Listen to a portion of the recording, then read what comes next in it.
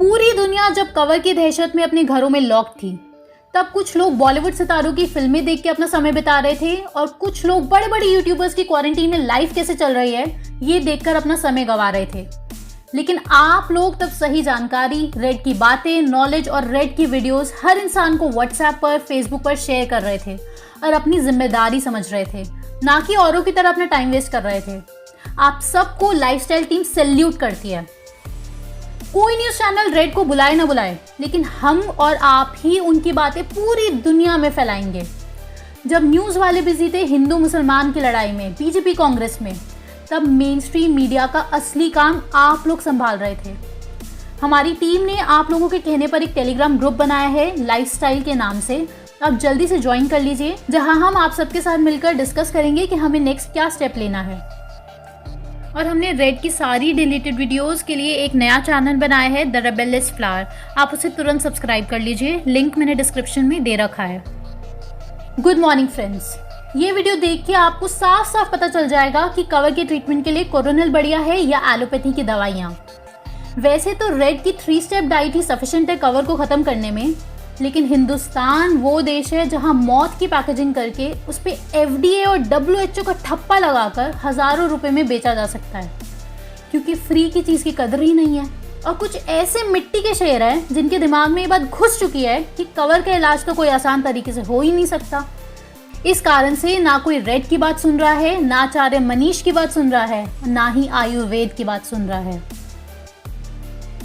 India free, independent और sovereign country है कि नहीं?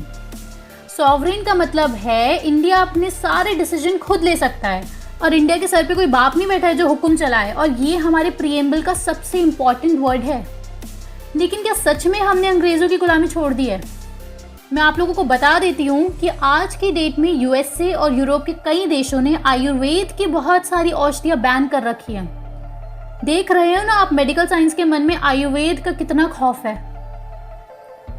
एक इम्पॉर्टेंट बात, अभी भी जिन लोगों को लगता है कि कवर एक महामारी है, उनके लिए एक ऑफर है।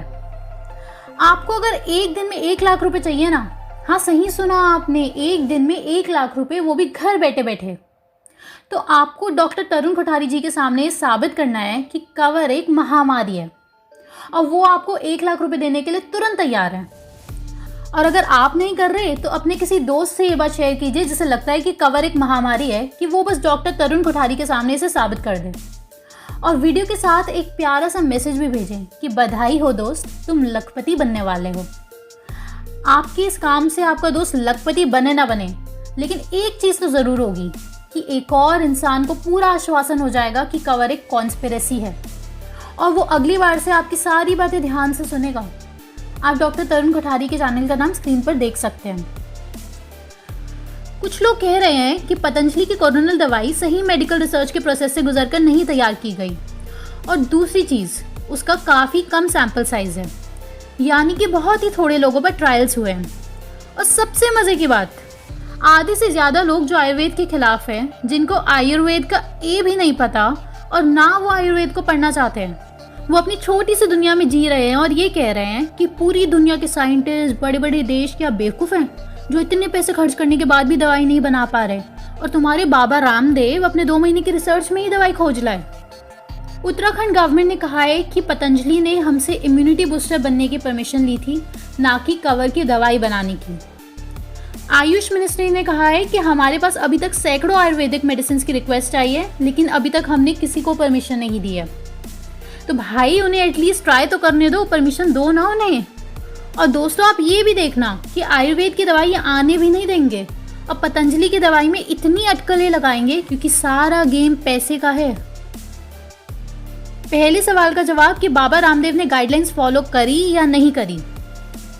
आयुर्वेदिक मेडिसिन मार्केट में लाने के लिए ये central council for research in Ayurvedic sciences, जो कि मिनिस्ट्री ऑफ आयुष के अंडर आती है, उसकी गाइडलाइंस की 3 बुक्स हैं, यानी कि 3 वॉल्यूम्स हैं। पहली ड्रग डेवलपमेंट की, दूसरी सेफ्टी और टॉक्सिसिटी की, तीसरी क्लिनिकल इवैल्यूएशन की। ठीक है, समझ गए? अब जो मैं बात आपको बताऊंगी वो ध्यान से सुनना और सबको समझाना। तीनों में से किसी भी वॉल्यूम में मेंशन नहीं किया हुआ है कि कितने पेशेंट्स के ऊपर ट्रायल और टेस्टिंग होनी चाहिए। सैंपल साइज के नाम पे सिर्फ ये लिखा हुआ है एडिक्वेट नंबर, आप स्क्रीन पर देख लीजिए। तीनों वॉल्यूम में कहीं भी नहीं लिखा हुआ कि 100 लोगों से ज़्यादा पर टेस्टिंग करना ही सही तरीका है। दूसरी चीज़, लोग बोल रहे हैं कि 3 महीने में दवाई कैसे बना दी। उन मिट्टी के शेरों को आप गाइडलाइंस की वॉल्यूम नंबर 2 का पेज नंबर 5 और 6 पढ़ने को कहें, और आप लोगों को मैं स्क्रीन पर दिखा रही हूँ, आप इसे पढ़ें। अगर दवाई सिंगल डोज में ही दी जाएगी तो 2 हफ्ते तक उस पेशेंट पर टॉक्सिसिटी स्टडी होनी है, और कोरोनल के लिए बाबा रामदेव ने क्लियर कट कहा है कि मैक्सिमम 14 दिन की डोजेज होगी। यानी कि सीरियल नंबर 2 देखिए, more than 2 weeks, less than 4 weeks. अब इसके सामने आप देखिए दूसरा column, period of toxicity study होनी है 4 हफ्ते इस केस में, यानी कि 4 हफ्ते तक कोरोनल के केस में टॉक्सिसिटी का पता लगाना है। अगर 4 हफ्ते तक कोई टॉक्सिसिटी नहीं हुई तो मिनिस्ट्री ऑफ आयुष की गाइडलाइंस के हिसाब से ये दवाई ह्यूमंस के लिए टॉक्सिक नहीं है, और अगर इस दौरान साइड इफेक्ट्स होते हैं तब जाकर ये 4 हफ्ते को बढ़ाया जाता है। ये क्लियर कट आपको पेज नंबर 5 पर लिखा हुआ मिलेगा। टॉक्सिसिटी स्टडी भी 1 महीने के अंदर कंप्लीट हो जाती है आयुर्वेद के केस में, अगर दवाई 2 हफ्ते तक दी जानी है, क्योंकि ये सिंथेटिक जहर नहीं है एलोपैथी की तरह जहाँ पे 4 साल लगते हो। आप अपनी स्क्रीन पर ये चार्ट देखिए, इस तरीके से आयुर्वेदिक मेडिसिन को गवर्नमेंट का अप्रूवल मिलता है। चलो ये तो हुआ कोरोनल की अप्रूवल प्रोसेस का तरीका जो भी अनिश्चितताओं की सेतु पर झूल रहा है। लेकिन अब आप ये सोचें कि आखिर DCGI और आयुष मिनिस्ट्री WHO की मेडिकल रिसर्च की गाइडलाइंस क्यों माने। WHO फॉलो करता है NIH की गाइडलाइंस जो कि FDA से आती है। तो क्या आप FDA बताएगी कि आयुर्वेदिक मेडिसिन को मार्केट में उतारने से पहले क्या गाइडलाइंस फॉलो करनी चाहिए। ये वो FDA है और वो मेडिकल साइंस की दुनिया जो होम्योपैथी को तो अंधविश्वास मानती है, जिसे आयुर्वेद का कुछ नहीं पता। अब वो अप्रूव करेगी कोरोनल को या फिर आयुर्वेदाचार्य अप्रूव करेंगे। अंग्रेजों की गुलामी से भैया बाहर निकलो। WHO या FDA होती कौन है आयुर्वेद का फ्यूचर डिसाइड करने में।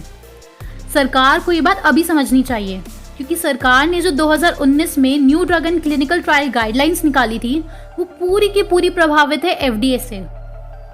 हमारी तो बाबा रामदेव को ये रिकमेंडेशन है कि खुलेआम बोल दे कि मैं नहीं फॉलो करने वाला FDA की बनाई हुई क्लिनिकल ट्रायल की गाइडलाइंस।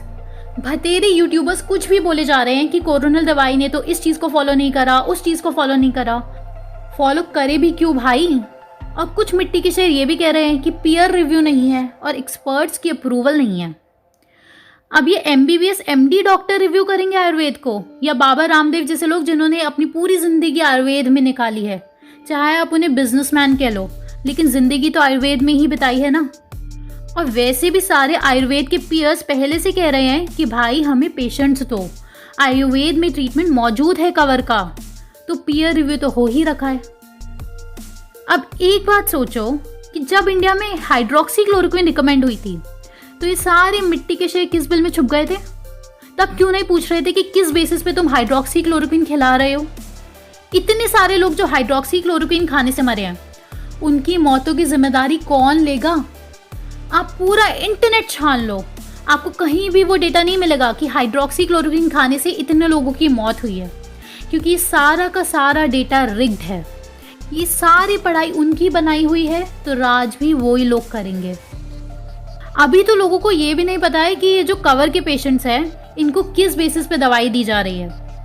WHO का सॉलिडारिटी ट्रायल है, इसके अंदर कंप्यूटर डिसाइड करता है कि किस किस पेशेंट को कौन सी दवाई देनी है, और वो भी रैंडमली लॉटरी की तरह, क्योंकि डॉक्टर्स को खुद नहीं पता कि कौन सी दवाई से क्या हो रहा है। ये सारे अस्पतालों में बस ट्रायल्स ही चल रहे हैं। तो भाई आयुर्वेद ने तुम्हारा क्या बिगाड़ा है, इस पे क्यों तुम ध्यान नहीं दे रहे हो। अब एक और आरोप जो लग रहा है वो है सेफ्टी का। चलो एलोपैथी का सेफ्टी और इफेक्टिवनेस के लिए जो ट्रायल होता है वो जानते हैं। इसमें फेज 1 ट्रायल होता है जिसमें 80 से कम लोगों पर वो ट्रायल किया जाता है, और बाबा रामदेव का ट्रायल ऑलरेडी इससे ज़्यादा लोगों पर हो चुका है। और दूसरी चीज़ कभी ये सोचो कि आप लोगों को कैसे पता चल रहा है या दिमाग में ये चीज़ आ रही है कि कितने नंबर ऑफ पीपल पर सेफ्टी ट्रायल्स होने चाहिए। ये कहाँ से पता चल रहा है कि फेज 1 में 80 लोगों पर ट्रायल होने चाहिए, फेज 2 में लगभग 100 से 999 लोगों पर ट्रायल होने चाहिए, और फेज 3 में 1000 से 10,000 लोगों पर ट्रायल होने चाहिए। ये आपके दिमाग में भर रही है मीडिया। और मीडिया जानकारी कहाँ से लेती है? FDA से। अब ये सोचो कि एफडीए को ये नंबर कहाँ से मिला। जवाब है, एफडीए डील करती है ड्रग्स में, जो कि बहुत ही खतरनाक होता है, जानलेवा होता है। अगर थोड़ी भी उसमें गलती कर दी जाए तो नतीजा होता है मृत्यु। ये एलोपैथी की दुनिया की सबसे बड़ी कमी है कि इनकी दवाइयाँ बहुत रिस्की है, और ये इनकी लाचारी है, इनकी मजबूरी है कि इन्हें इतने सारे लोगों पर सेफ्टी के लिए ट्रायल करना पड़ता है। जब तक 1000 लोगों पर टेस्टिंग नहीं करते ना, मानो ऐसे हो कि उन्हें खुद में विश्वास ही नहीं हो पा रहा कि अच्छा इस दवाई से लोग मर नहीं रहे हैं। अरे हमने तो 100 लोगों पर ट्रायल किए थे, केवल 20 लोग ही मरे, कमाल हो गया ये तो। ये उनकी सबसे बड़ी कमजोरी है, ना कि उनकी ताकत। और आयुर्वेद में ऐसा कुछ नहीं है, ये आप मुझसे बेहतर जानते हैं।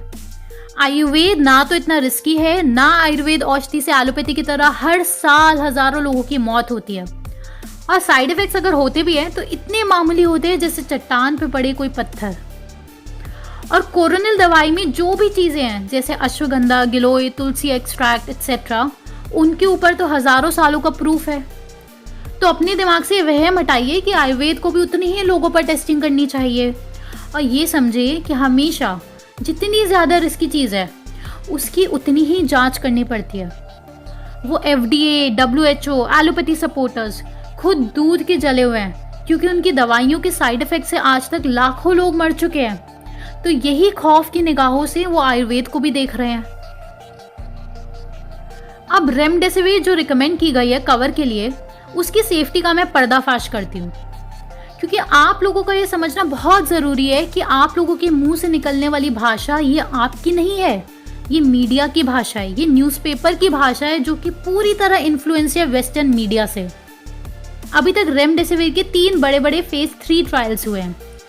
फेज 3 ट्रायल का मतलब 1000 से 10,000 लोगों के बीच में इस पर ट्रायल्स किए जाते हैं, जिसमें दवाई की इफेक्टिवनेस के ऊपर डिटेल में स्टडी की जाती है, और साथ ही पीयर रिव्यू भी हुआ है। हर ट्रायल के बाद ये नतीजा निकला कि benefits are not of significant statistical importance. और साथ ही रेमडेसिविर FDA अप्रूव नहीं है, बस इमरजेंसी यूज़ के लिए FDA ने रेमडेसिविर को अलाउ कर रखा है। ये स्टेटस है 17 जून का। जी हाँ, FDA अप्रूव नहीं है। आप ये तीसरी स्टडी का स्क्रीनशॉट देखिए। 191 लोगों को 5 दिनों तक रेमडेसिविर दी गई, 193 को 10 दिनों तक रेमडेसिविर दी गई, और 200 लोगों को स्टैंडर्ड ऑफ केयर दिया गया। स्टैंडर्ड ऑफ केयर का मतलब जिनके शरीर में रेमडेसिविर नहीं दी जाएगी और बाकी उनकी प्रॉपर केयर की जाएगी। अब आप स्क्रीन पर 1 पॉइंट इंप्रूवमेंट वाली रो देखें। जिन लोगों को 10 दिन तक RDV दी गई, उसमें 135 लोगों को 1 पॉइंट का फायदा हुआ, और उतनी ही टाइम पीरियड में जिनको RDV नहीं दी गई, 132 लोगों को 1 पॉइंट का फायदा हुआ। तो सिर्फ 3 का फर्क आ रहा है। अगर इस ट्रायल को लंबा खींचा जाएगा तो खुद सही होने वाले पेशेंट्स का नंबर बढ़ता जाएगा। इस वजह से इस ट्रायल को 1 महीने तक नहीं खींचा, क्योंकि बिना दवाई के लोगों का 1 पॉइंट इंप्रूवमेंट होता जाएगा। अब यही सबसे बड़ी कमी है RCT ट्रायल्स की, यानी कि रैंडमाइज्ड कंट्रोल ट्रायल्स की। एक तरफ 10 दिन तक RDV दी गई, तो दूसरी तरफ बिना दवाई के भी पेशेंट्स को सिर्फ 10 दिन तक रखा गया, जबकि होना ये चाहिए कि दवाई 5 या 10 दिन जितने भी दिन दी जाए, और बिना दवाई के पेशेंट्स को कम से कम 4 वीक्स रखा जाए। तब आपको रिजल्ट मिलेगा कि 1 महीने के टाइम तक वो पेशेंट्स अपने आप ही कवर से सही हो चुके ऑटोमेटिकली। लेकिन वो लोग ये करेंगे नहीं, क्योंकि किताबें उनकी है तो भाषा भी उनकी ही होगी। और वैसे भी पीयर रिव्यू में सामने आ गया कि स्टैटिस्टिकल सिग्निफिकेंस की नहीं है रेमडेसिविर के मोर्टेलिटी रिडक्शन रिजल्ट्स।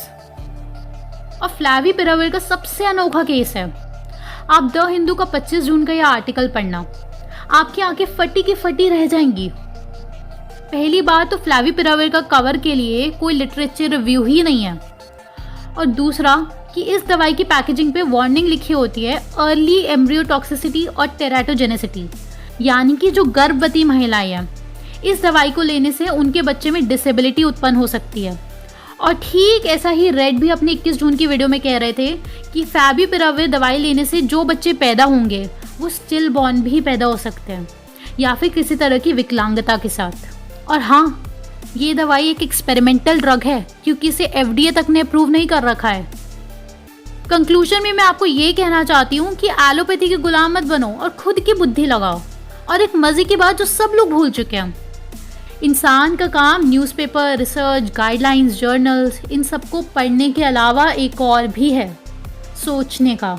और यही सोचने की क्षमता, यही क्वेश्चन करने की क्षमता हमें जानवरों से अलग बनाती है।